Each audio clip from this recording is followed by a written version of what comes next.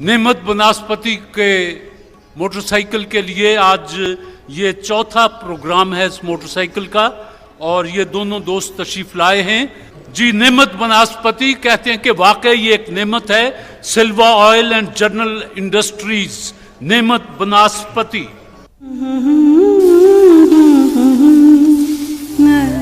खुशबू, लज्जत और मेयार, लाइफ में खुशियां बेशुमार। नेमत बनास्पति वाकई एक नेमत है। राव साहब, आपसे मेरा पहला सवाल है, नेमत बनास्पति की भेजी हुई मोटरसाइकिल का आज चौथा प्रोग्राम है कि नसीम हज्जाजी बहुत मशहूर नॉवेल निगार गुजरे हैं, उनका असल नाम क्या था? सॉरी, नसीम हज्जाजी का असल नाम था मोहम्मद शरीफ। गलती। आपसे सवाल आया है जी कि अक़वाम मुत्तहिदा का नाम, यूएनओ का नाम किसने तजवीज़ किया? रूजवेल्ट। जवाब दुरुस्त है जी। रूजवेल्ट ने इदारा अक़वाम मुत्तहिदा का नाम यूनाइटेड नेशंस ये तजवीज़ किया था, जो मंजूर कर लिया गया। जी राव साहब, नेमत बनास्पति के मेहमान, दुनिया का वो कौन सा मुल्क है जिसका परचम चौकोर नहीं है? नेपाल। नेपाल।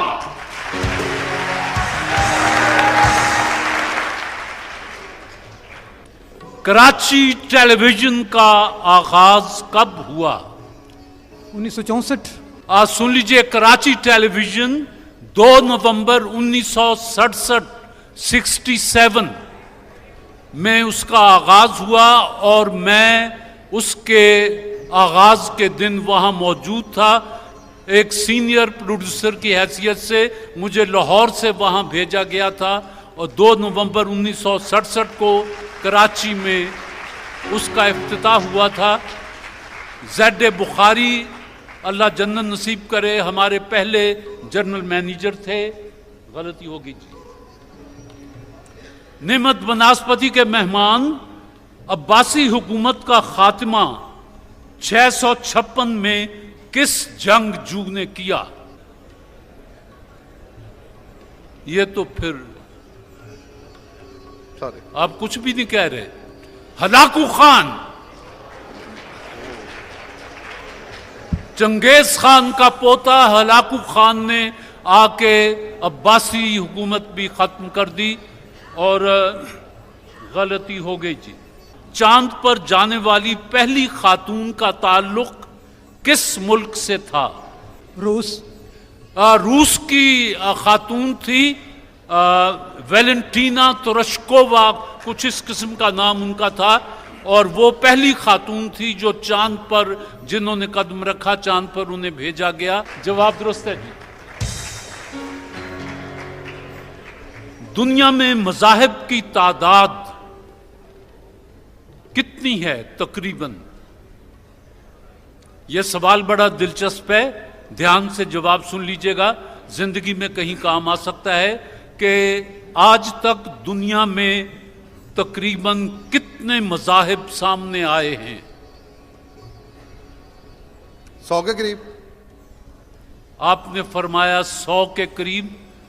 किताब कहती है 1000 के करीब मज़ाहिब सामने आए, वक्त के साथ मिटते गए, ताक आखिर नबी आखिर ज़मा सल्लल्लाहु अलैहि वसल्लम तशरीफ लाए।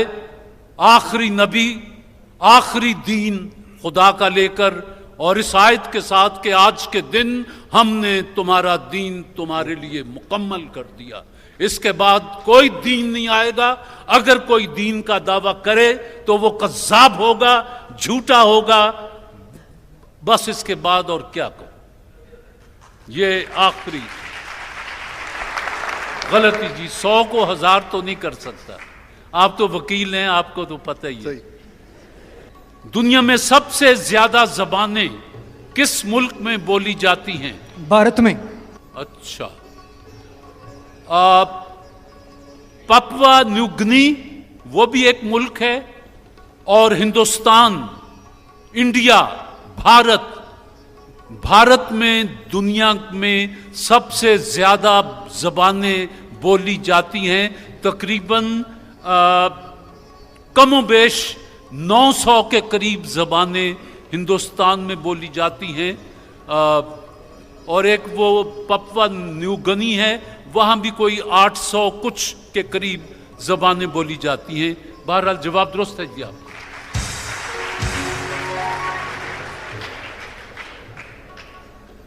ये तो आपको पता ही होगा, गालिब की सबसे तवील गजल का मतला क्या है? सॉरी, आपने वो गजल नहीं पढ़ी या किसी सुनी? मुद्दत हुई है यार को मेहमा किए हुए, जोशे कदा से बज्म चरागा किए हुए, मांगे है फिर किसी को लबे बाम पर हवस, जुल्फे सियाह रुख पर परेशान किए हुए, दिल फिर तवाफे कुए मलामत को जाए है, पिंदार का सनम कदा वीरां किए हुए, और पता नहीं। ये बड़ी तवील गजल है गालिब की जी, गलती जी। आखिरी सवाल, उर्दू के मशहूर शायर बाकी सिद्दीकी इंतकाल हो चुका, उनका असल नाम क्या था? रेडियो पाकिस्तान रावलपिंडी में काम करते थे, मैंने उनके साथ 1 साल काम किया है। ये गज़ल मैंने आज से कोई 35-40 बरस पहले उनसे सुनी थी। क्यों सबा की ना हो रफ्तार गलत, गुल गलत, गुंचे गलत, खार गलत, एक दरिया है बस अपने रुख पर, कश्तियां आर गलत, वार गलत, वक्त उलट दे न बिसाते हस्ती, चाल हम चलते हैं हर बार गलत। क्यों सबा की ना हो रफ्तार गलत, गुल गलत, गुंचे गलत, खार गलत। सॉरी बाकी सिद्दीकी का असल नाम क्या था जी? सॉरी बाकी सिद्दीकी का असल नाम था मोहम्मद अफजल, लेकिन बाकी सिद्दीकी जैसा शायर जितने तारुफ का वो हकदार था, जमाने ने अभी तक उसे वो हक नहीं दिया।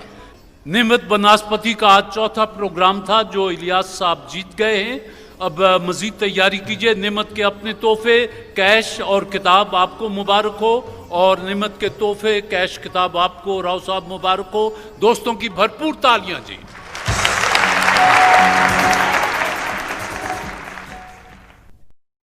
अपने सामने नया ब्लेड लगवाएं और उसका रेज़र उसे कहें गर्म पानी में उबाल ले।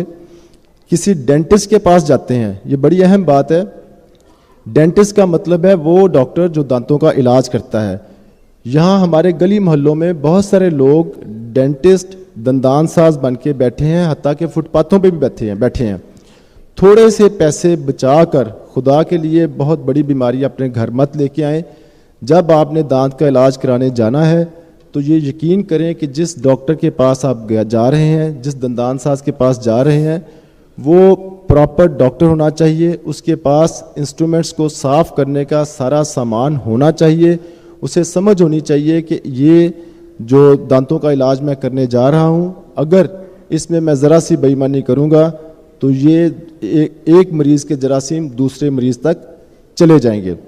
इसके अलावा अगर खून लगवाने की ज़रूरत पड़ती है किसी को हॉस्पिटल में या हॉस्पिटल से बाहर, ऑपरेशन से पहले या वैसे, तो उसकी बराए मेहरबानी प्रॉपर स्क्रीनिंग करवा के, टेस्ट करवा के, और ये तसल्ली करके कि ये आदमी जिसका खून लगने जा रहा है ये एक सेहतमंद आदमी है, फिर ब्लड ट्रांसफ्यूजन करवाएं। लोग हमारे पास अस्पतालों में आते हैं और बाज़ औक़ात बज़िद होते हैं कि आप बराए मेहरबानी टेस्ट ना करें। वो ये समझते हैं कि अस्पताल या डॉक्टर अपने पैसे बनाने की खातिर ये टेस्ट करने जा रहा है।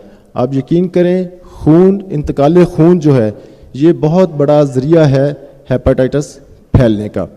तो ये 2-4 बातें अगर हम समझते हैं, अगर घर में एक मरीज़ है जिसको हेपेटाइटिस या काला यरकान है, उसका सिर्फ आपने जो एहतियात करनी है वो ये कि उसका टूथ ब्रश अलहदा कर दें, उसका बालों में फेरने वाला कंघा ब्रश वो अलहदा कर दें, और اگر اس کو جسم پہ کوئی دانہ نکلا ہے, اس نے خارش کی ہے اور وہاں سے خون آ رہا ہے, تو وہ اٹھ کے اسے پتہ ہونا چاہیے کہ اس نے فوراً اٹھ کے اپنے ہاتھ صاف کرنے ہیں, پھر آنا ہے واپس.